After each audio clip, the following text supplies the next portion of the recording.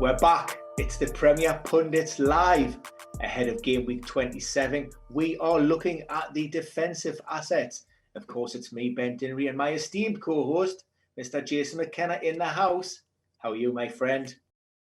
I'm not doing too bad, Ben. I mean, in terms of FPL, in terms of fan team, in terms of all this fantasy Premier League discussions, not great.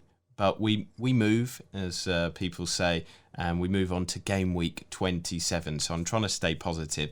I'm looking forward because I've got some plans for chips over the next game weeks. I mean, we're not talking about forwards this game week. Tonight. So that'll be tomorrow's discussion. So I remind people to like, share and subscribe to here at Premier Injuries, because we're doing midweek daily content Monday to Friday for you to tune into. And so with this discussion about game week 27, as I said there, I'll get onto my captaincies tomorrow. We're going to look at the defensive assets. And I think, the cornerstone of any winning team, whether that be a fantasy team or whether that be a real Premier League team, is always a good defence. So we've got some choices here to talk through. But as I mentioned there, I will be discussing about chips, a possible triple captaincy and things to do with that. And I think this is one of the points that I will kind of preface this discussion with, is kind of have in mind where you're going to play chips over the next few weeks, because there is that blank game week 29. If you don't have a free hit to play, it might be wise to get in one or two players for that game week 29. But also have in mind that those players that you are bringing in for game week 29, if you don't have a wild card, you're going to be stuck with them for a while, maybe to the end of the season. So don't overload on it, because there might be a team that's got one good game week for that game week 29 and then really bad the rest of the time. You don't want to spoil your team with those sorts of discussions. But to contextualize everything that we say about chips is you just have to weigh up with your team. There's no winning formula. We can't go, right, everybody play your wild card in game week 33 and you're all going to do well. It doesn't work like that. It's how your team is. You might be, this game week, find out that 5 or 6 of your starting 11 have got injuries and you might have to play wild card just to protect yourself from actually having a starting 11, or you might be doing fantastically well and just keep your wild card till the end of the season, maybe capitalising on a few teams that have a lot to fight for and not a lot to fight for in the last few games. So that's my word of warning there. And I think you kind of reflect that as well, Ben. It's all down to the situations in your team. But are you looking at that free hit for game week 29 as well? I currently, as it stands, yes, I am. But for those who've been watching the channel over the previous weeks, they've known that come 24, 48 hours before head of deadline, for all intents and purposes, I was ready to activate chips going into a particular game week. And as it currently stands, I am sitting with a wild card and everything intact. I'm a man that likes to have the deck in front of him, as it were. Get through Friday, listen to all the press conference, see what's happening. And the difficulty that I'm now coming to is I'm on back-to-back decent game weeks. I think game week 25, I think I hit 79 points, decent return, and I've returned 84 in this double game week. And I like that. So, realistically, it's probably only the free hit chip that I'll be looking to use with that game week 29 to maximize my returns in all of the mini leagues that I'm in. Those players in and around me, they've all busted their chips. They've got no wild cards. They've got rid of the free hit. So I'm in a really good position. I'm in a position of strength. And hopefully, that's going to be reflected in some great returns and me rising up the overall rankings. Well, they do always say that the cream rises to the top, and you're the creme de la creme, Mr. Ben. So let's move it on to the defensive assets that may help the cream rise of your team, the Ben Dinnery 11.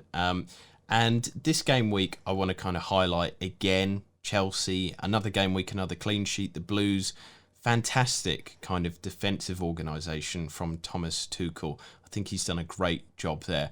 And just to kind of preface discussions again, but to kind of warn people, we are recording this whilst the Liverpool-Chelsea game is on. So I might be saying some of these stats, and it is nils each, as Ben has indicated there at the moment, but anything could change. And so I don't want this data to sound outdated, but I've kind of brought this just before this game. It's kind of as up to date as possible. So yes, looking at it, Chelsea over the last 6 game weeks, best for chances, big chances, and XG conceded over the last 6 game weeks, and XG conceded of just 3 over those 6 game weeks.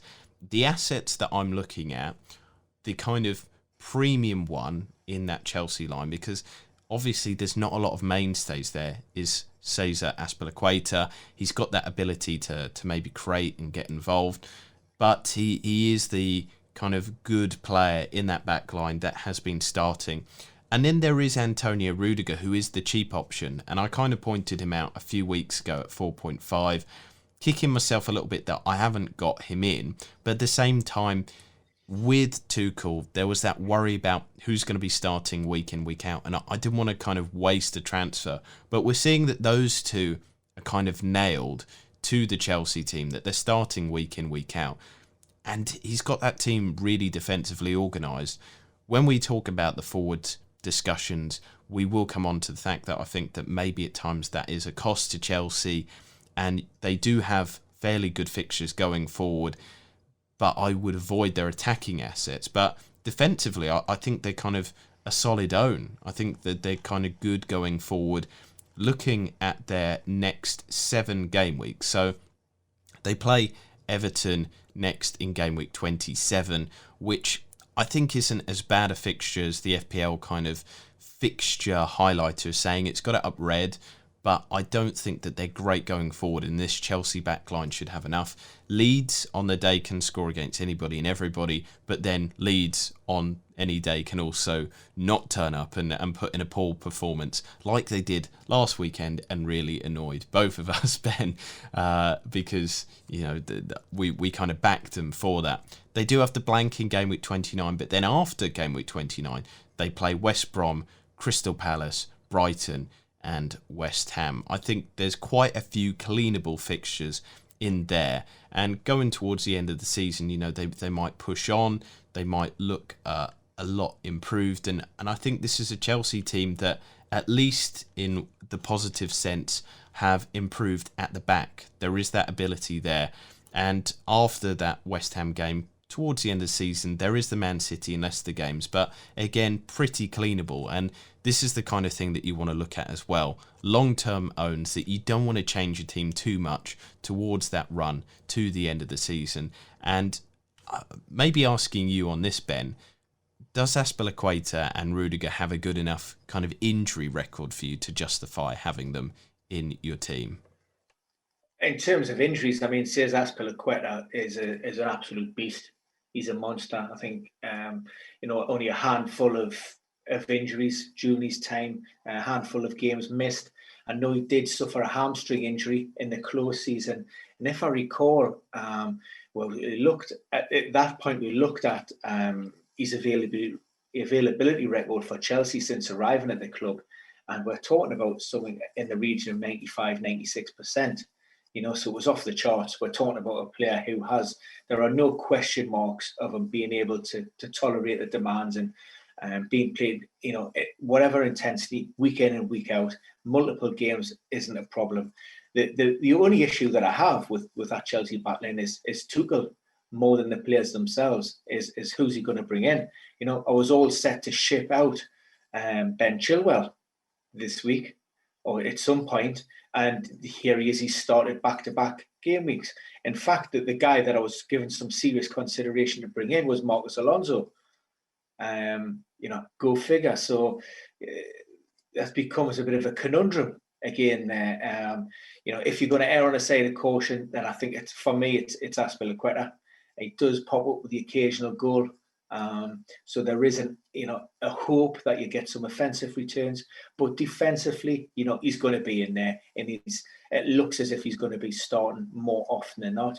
Thiago Silva is back on the training pitches. He's not involved against Liverpool, but that's more of an issue. Just, it's just a little bit of management, load management there.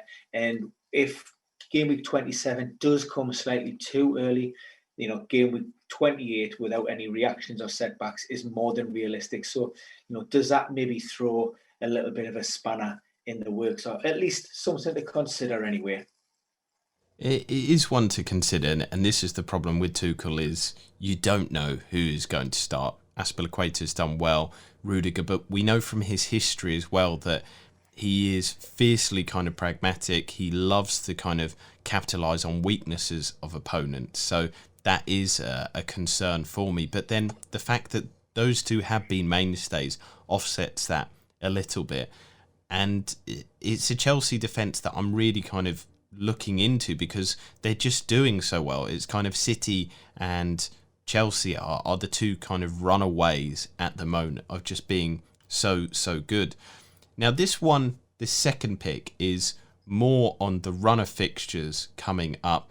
I'm definitely kind of a data informed kind of guy, but then you do have to recognise that this is a Jose Mourinho side. I'm going to talk about Tottenham, and I think Reguilon could be a good player to have, as there is a sea of green fixtures coming up for Tottenham.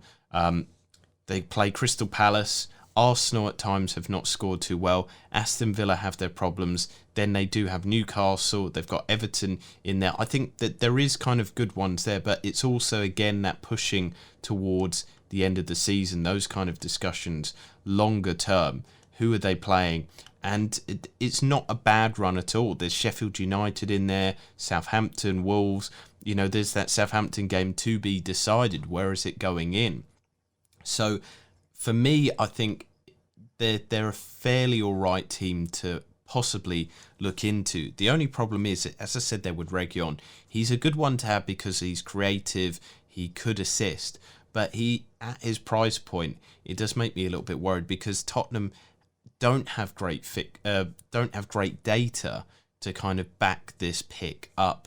And I've kind of said it before with owning Dyer for a little bit this season, and the Tottenham team were picking up clean sheets, but the data wasn't aligning up. And then all of a sudden, the data did align up with the fixtures, and the team wasn't doing too well. So I don't know if this one is too much of a focus on a fixture swing of a team that has themselves been swinging in and out of form this season. Kane, Son, and maybe Bale now are kind of all right to own because they're just fantastic strikers. But defensively, you do want to see those clean sheets. And I think Tottenham have been caught out a few times recently. Looking at the last 6 game weeks as well, Tottenham have only got 2 clean sheets from an XG of 8.75 conceded as well. The team aren't great defensively, and I don't know if I can justify that premium price, but they do have to be considered because there is a bit of a swing there, and the opponents that they're playing. Are they coming into your thinking at all, Ben? 2 points that spring to mind with regards to Tottenham. Firstly, I would just urge caution when we're talking about fixture swings at this stage of the season, because once we get past maybe game week 29, that's the business end of the campaign. And yes, on paper, those teams at the bottom who inherently have been struggling all year, now all of a sudden, they've got something to fight for and hold on to. The reality of the situation sets in, and the mindset changes within players. And who's to say, we don't know what's happening with Tottenham. Maybe, they hover in and around that maybe 7th to 11th place. And then, they focus on maybe winning the Europa League. We know that, a win in the Euro will qualify them for the Champions League. So all of a sudden, does the mindset or the priorities change for Mourinho? And instead of seeing a regular in the Premier League, do we have a Ben Davies who's maybe perceived as being the number 2? So that would be the first sort of point that I would raise. And secondly, with regards to the clean sheets, I mean, Tottenham did leave Craven Cottage this evening with a clean sheet. Quite a fortuitous one by all accounts, with Maya having a goal disallowed through VAR. But for me, looking at the back line, I like to see teams with, yes, rotate further up the pitch, shuffle things around in midfield and maybe freshen things up in attack. But I do like a settled back four. And with Tottenham, like I say, on the right-hand side, we've seen in recent times, you've got Aura when he's fully fit. And then backing up, we've seen Tanganga and we've seen Doherty. On the left, you've got Davies and Reguilon. At centre-back, you've got Alderweireld, you've got Eric Dyer, you've got Davinson Sanchez. So you just don't know which combination that Mourinho's going to go out with. And that's great if you're a Manchester City and you've got all that quality in front of you and you've got the likes of maybe a Rodrigo or a Fernandinho holding. But Tottenham don't have that quality, and I think they're more reliant on that back four. And the more settled and the more, I think they just look more of a solid unit without trying to shuffle things up. And it may be a case of load management, and it may be a case of picking and choosing fixtures, and again maybe prioritising European football, because we're getting to that stage of that competition now where it can become a reality getting to that Europa final. So that would be my only worry. But yes, on the face of it, on paper, do I like Reguilon? Yes, I do. Have I had him in one or two of my drafts? Yes, I have. But I do have reservations. The other team that has Europa League rotation risk is Arsenal, but they also have good fixtures. And this is an interesting one for me because as an Arsenal fan, I know all these concerns and I kind of look at the team and I think, why aren't they playing this game week? And then I think, oh, well, yes, actually, we've got Europa League, we've got that concern. So it's an interesting one because Arsenal do have a good fixture swing as well. And I have to admit that this season, Arsenal have been a lot better defensively than usual. They're top 4 for goals conceded over the course of the season, 6th best for XG conceded over the course of the season. They've done well. I have to put my hands up and say I'm impressed. The discussions about the cost to the attack line is a different one for a different day. As I said, we'll be discussing attacking options tomorrow, but they're an interesting one. And the final one that I want to bring to you, Ben, as well, and I'll ask for your opinions on both of these just to finish up with. But Wolves is an interesting one. Maybe not right now, but maybe towards that business end of the season, game week 31 onwards. But for me, they always underperform data, and they haven't been a great defence this season. Patricio, I don't think, is a good goalkeeper at all. I kind of say that I couple him with like Pickford in that sense that there's just one or two maybe mistakes in him. But there is a fantastic turn of fixtures for Wolves going on from game week 31, just to kind of describe that to everybody. And this is why I've got the eyes on them. So from 31 onwards, you've got Fulham, Sheffield United, Burnley, West Brom, Brighton. There is Tottenham in there, Everton and Man United going towards the end of the season. But 31 to 35, maybe even to 37, there's a lot of greens in there. I think it'll be tough against Liverpool, West Ham, maybe not so much Aston Villa this game week. And they do have that blank game week 29 that you have to factor in. But that is quite enticing there. So from those two of maybe Arsenal, maybe Wolves, to kind of summarise our discussions tonight, Ben, do you like any of those two as well? Now, I had a little, what I was going to say, a little bit of a cheat in my head with regards to a Wolves defender. And that was Johnny. I had Johnny in my crosshairs. Obviously, he's working his way back from a long-term serious knee injury. He isn't playing 90 minutes.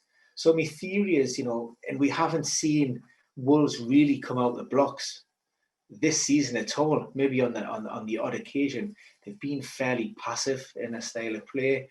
Certainly against Aston Villa this weekend, I'm expecting a really tight game.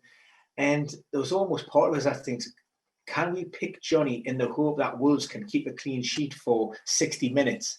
Because we know he's going to come off in and around that time.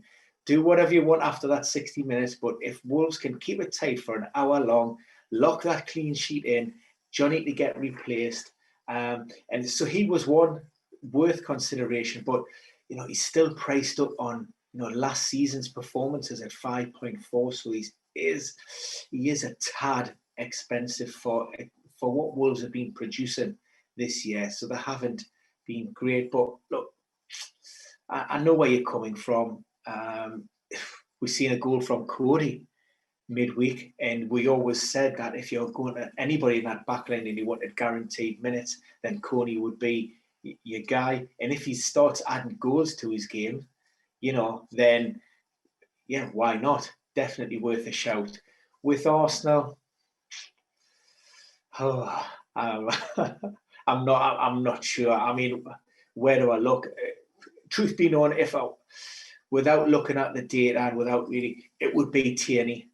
Tierney is, because I don't trust Arsenal in keeping any kind of clean. I put Arsenal up there with the likes of maybe Leeds. They're just maybe not as bad defensively, but there was no way I'd be putting money on them. I wouldn't put my house on their kind of clean sheets. So it would have to be who offers me something else, and that would be Kieran Tierney. He just brings another, that attacking sort of threat to Arsenal's game. So. But again, I'll be watching how Arteta picks his team on a Thursday evening to see how they line up to hopefully get some insight for that Sunday game. So I think we've discussed all that we need to, but I would say, Ben, that you might need a new camera to kind of fit in that big brain from thinking of Johnny. That is ridiculous kind of elite 4D chess kind of stuff there, to think, oh, he'll come off on the 60th minute and then I'll get the clean sheet and then they might concede. Amazing. But this is why I talk to you, Mr. Differential Dinnery himself. This is why we have this very unique style of doing our shows. And I'll remind you once again, just make sure to like, subscribe and share this channel, because we're slowly growing, but also we are doing daily midweek content Monday to Friday for you to tune into, and there's a lot for you to tune into as well. We've got the Monday data show, we've got Tuesdays, we've got Wednesdays, we've got tactical Thursdays, and we've got all the FPL analysis as well. But as always, I wish everybody luck with their teams and to tune into tomorrow's attacking discussions. But for now, I hand it over to Mr. Ben to sign us out with some gang symbols. I mean, I was saying that I wasn't even expecting to pass it across. I was just like waving off. But yeah, guys, thanks again, once again, Jason. Another great show, some great picks there. I'm really looking forward to seeing which attacking assets you throw into the mix tomorrow. So for now, that's all, folks.